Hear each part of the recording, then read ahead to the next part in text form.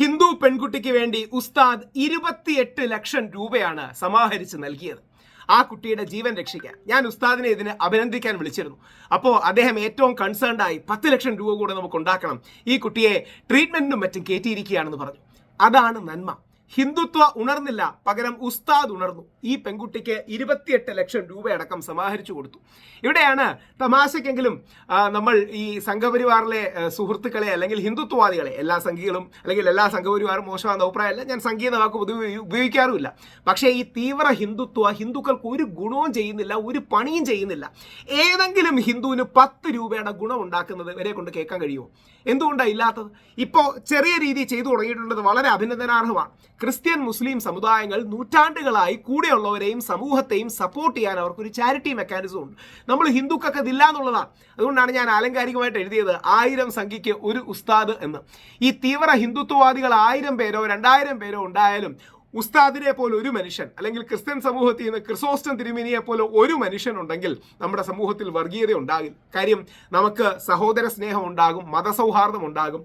എന്നാലും ഉസ്താദിന്റെ ആ വീഡിയോ നിർബന്ധമായി കേൾക്കേണ്ട ഒരു കാര്യമാണ്. ഞാൻ ആ വീഡിയോ ഒന്നിടാം. അതായത് ആ സൂര്യയ്ക്ക് വേണ്ടിയിട്ട് അതിനുശേഷവും മറ്റൊരു ഹിന്ദു പയ്യനും വേണ്ടി ഉസ്താദ് ഹെൽപ്പ് ചെയ്യുന്ന നമുക്ക് കാണാം. ഞാൻ ഉസ്താദിനെ വിളിച്ച് നമ്പറൊക്കെ മേടിച്ചോണ്ട് എൻ്റെ ഭാഗത്ത് നിന്ന് ഞാൻ ഉസ്താദ് വഴി ഒരു കോൺട്രിബ്യൂഷൻ തീർച്ചയായും കൊടുക്കും. കാര്യം യഥാർത്ഥത്തിൽ പണിയെടുക്കുന്നവരും മെനക്കെടുന്നവരും സമൂഹത്തിൽ നന്മ എത്തിക്കാൻ ശ്രമിക്കുന്നതും ഉസ്താദിനെ പോലുള്ള, ഉസ്താദ് അൻസാരി സുഹറിയെ പോലുള്ള ആൾക്കാരാണ്. നമുക്കൊന്ന് കേൾക്കാം. ഈ വീഡിയോ എല്ലാവരും ഷെയർ ചെയ്യണം. ഏതെങ്കിലും ഹിന്ദു സംഘടനയുടെ മുമ്പിൽ ഈ വീഡിയോ എത്തുന്നത് വരെ നിങ്ങൾ എല്ലാവരും ഷെയർ ചെയ്യണം. നിങ്ങൾക്ക് അറിയാം, സൂര്യമുൾ നമ്മൾ അവർക്ക് വേണ്ടി ഒരു ധനസമാഹരണം നടത്തി 28 ലക്ഷം രൂപ പിരിച്ചു. 28 ലക്ഷം രൂപ. ആ കുട്ടിയെ നാളെ കിംസ് ഹോസ്പിറ്റലിൽ ആ കുട്ടിയുടെ അടിയന്തരമായി ശസ്ത്രക്രിയ നടക്കാൻ പോവാണ്. കരൾമാറ്റ ശസ്ത്രക്രിയ. പ്രാർത്ഥിക്കാൻ അച്ഛൻ വിളിച്ചു പറഞ്ഞിട്ടുണ്ട്. മൊത്തവും 38 ലക്ഷം രൂപയാണ് വേണ്ടത് ആ കുട്ടിയുടെ ചികിത്സക്ക്. 28 ലക്ഷം രൂപ നമ്മളെല്ലാവരും കൂടി ഒന്നിച്ചു ചേർന്ന് ജാതി മത ഭേദമന്യേ നമ്മളെല്ലാം കൂടി സമാഹരിച്ചു കൊടുത്തിട്ടുണ്ട്. ഇനി ബാക്കിയുള്ള പൈസ, ഈ 38 ലക്ഷം രൂപക്ക് 28 ലക്ഷം കിട്ടിയിട്ടുള്ളൂ. ഈ കാണുന്ന ചിത്രത്തിൽ കാണുന്ന നിങ്ങളെല്ലാവരും എല്ലാ സമയത്തും ഹിന്ദുക്കൾ ഉണർത്താൻ വേണ്ടി നടക്കല്. ഇത് വെല്ലുവിളിയൊന്നുമില്ല, അഭ്യർത്ഥനയാണ്. എന്നെ കൊണ്ട് ചെയ്യാവുന്നതിന്റെ മാക്സിമം ചെയ്തിട്ടുണ്ട്. എന്നെ കൊണ്ട് കഴിയുന്നതിന്റെ മാക്സിമം ചെയ്തിട്ടുണ്ട്. ഉസ്താദെ സമയമല്ല ഉസ്താദെ, താജ്മഹൽ പൊളിക്കണം, അമ്പലം ഉണ്ടാക്കണം, ആ അമ്പലത്തിൽ നിന്ന് കൊള്ളയടിക്കണം, എന്തൊക്കെ ജോലികളാണ്. അതുകൊണ്ട് അതിനിടയ്ക്ക് പാവപ്പെട്ട ഹിന്ദുക്കൾക്ക് നന്മ ചെയ്യാൻ സമയമില്ല. അതാണ് ഉസ്താദ് മനസ്സിലാക്കുന്നില്ല. അത് സോഷ്യൽ മീഡിയയിലുള്ള ധനസമാഹരണം മാത്രമല്ല, വ്യക്തിഗതമായി പലരെയും കണ്ടും ആ പാവപ്പെട്ടവൻ ഒരു 10,000 രൂപ കിനാവ് കാണാൻ കഴിയാത്ത സുനിലേട്ടന് തന്റെ മകൾ സൂര്യക്ക് വേണ്ടി നമ്മൾ 28 ലക്ഷം രൂപ പിരിച്ചു കൊടുത്തു. ഇനി ബാക്കി പൈസ ഇത് ജീവിതത്തിൽ ഇയാൾക്ക് ഒരാളെങ്കിലും ഉപയോഗിച്ചിട്ടുണ്ടോ? ലക്ഷ്മികാനാഥ്, ശശികല ടീച്ചർ, പിന്നെ ഈ കാണുന്ന സകലത്തോട് പറയാണ്, സുഹറ ബീവി അല്ല, സൂര്യയാണ്. നമ്മൾ ജാതി മതം നോക്കിയിട്ടല്ല, മനുഷ്യനാണെന്നുള്ള നിലക്ക് ചെയ്തിട്ടുള്ളത്. ആ കുഞ്ഞിനെ ജീവിതത്തിലേക്ക് തിരിച്ചു കൊണ്ടുവരണം. 10,000 രൂപ കിനാവ് കാണാൻ പറ്റാത്ത സുനിലേട്ടൻ ആ കുട്ടിയെയും കൊണ്ട് 28 ലക്ഷം രൂപ നിങ്ങളെല്ലാം കൂടെ പിരിച്ചു കൊടുത്ത പൈസ ആയിട്ടാണ് പോയിരിക്കുന്നത്. ഇനി ആ കുട്ടിയെ ഡിസ്ചാർജ് ചെയ്ത് കൊണ്ടുവരണമെങ്കിൽ ബാക്കി പൈസ കൂടി കൊടുക്കണം. ആ മനുഷ്യന്റെ വോയിസ് ഞാൻ സൂര്യയുടെ അച്ഛനാണ്. ഇവിടെ കിംസ് ഹോസ്പിറ്റലിൽ എമർജൻസിയിൽ മോളെ ഓപ്പറേഷന് ടെസ്റ്റ് ചെയ്യാൻ വിളിച്ച്. ഇതെങ്ങനെയാണ് സംസാരിക്കണമെന്ന് അറിയത്തില്ല, എന്താണ് ഇങ്ങനെയൊക്കെ.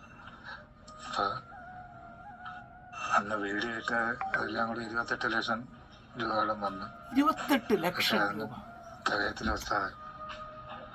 ഇനിയും 38 ലക്ഷം രൂപയിലൊക്കെ ആവുമെന്ന് പറയുന്നു. അത് എനിക്കിത് അങ്ങനെ പറഞ്ഞു വന്നത്. ശബ്ദം ഇടർന്ന് കണ്ടല്ലോ, പതർന്ന് കണ്ടല്ലോ. സ്വന്തം മക്കളുടെ ഹിന്ദുവിന്റെ മനസ്സ് വേദനിക്കുകയാണ്. ഇപ്പോഴാണ് നിങ്ങൾ ഹിന്ദുവിനെ ഉണർത്തേണ്ടതും ഹിന്ദുവിനൊപ്പം നിൽക്കേണ്ടതും. വെല്ലുവിളിയൊന്നുമല്ല, ദയാവായ്പോടു കൂടി കൈകൂപ്പി അഭ്യർത്ഥിക്കാണ് ആ പാവപ്പെട്ട സുനിലേട്ടന്റെ മോളെ ഒന്ന് രക്ഷിക്കാൻ. ബാക്കി നിങ്ങൾ തയ്യാറാകണം, ഇത് ഏറ്റെടുക്കണം. എന്റെ ദയാവായ്പോടു കൂടിയുള്ള കൂപ്പുകയാണ്.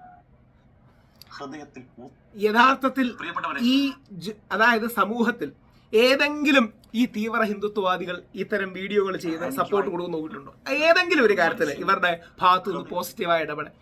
ദീപക് മരിച്ചു. ദീപക് നമ്മുടെ കോഴിക്കോട്ടെ ദീപക് മരിച്ചു. അത് ഷിംജിതയുടെ വ്യാജ പരാതിയിലാണ്. ഏതെങ്കിലും ഹിന്ദുത്വവാദികളായ നേതാവ് ഇവിടെ വന്നു? ദീപക് എന്താ ഹിന്ദു അല്ലേ? ദീപകിന് എന്തെങ്കിലും ഗുണം ചെയ്യാൻ വന്നു? ഈ കള്ളക്കേസിൽ എത്രയോ ഹിന്ദുക്കൾ പെട്ടു. അതിൽ ഏതെങ്കിലും ഹിന്ദുക്കളെ ഹെൽപ്പ് ചെയ്യാൻ വന്നു? നാടിന് ഗുണമുള്ള ഒരു പണിയും ചെയ്യില്ല. പകരം അതിരാവിലെ എണീറ്റാ മുസ്ലിം വിരോധം എന്ന് പറഞ്ഞു തുടങ്ങും.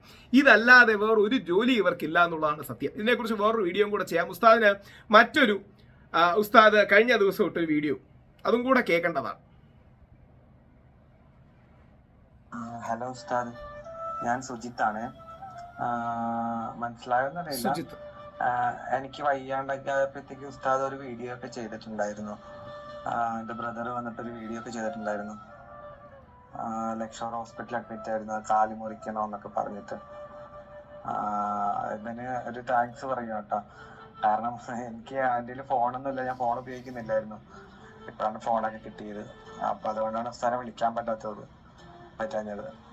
ഞാൻ ഇപ്പൊ വിളിച്ചിട്ടുണ്ടായിരുന്നു. അപ്പൊ ഉസ്താദ് ബിസിയാക്കി ഇട്ടെന്ന് തോന്നുന്നു, കിട്ടുന്നില്ല. അതാണ് വോയിസ് മെസ്സേജ് അയക്കുന്നത്. സുജത്തെ അൽഹംദുലില്ലാ ജീവിതത്തിലേക്ക് മടങ്ങി വന്നല്ലോ, അത് തന്നെ ഏറ്റവും വലിയ സന്തോഷവും സംതൃപ്തിയും.